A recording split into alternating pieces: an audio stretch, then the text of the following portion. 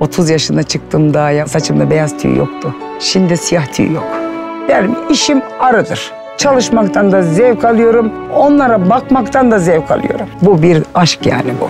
Kendim ben 32 yıllık arıcıyım. Ürettiğim baldan dolayı çok huzurluyum. Ama içindeki içeriğini asla anlayamazsın tahlile gitmeyince. Arıların mucizesi, arıcıların emeği balı, Balparmak doğallık testlerinden geçirip güvenle sofranıza getiriyor. Balparmak, doğal balın adı.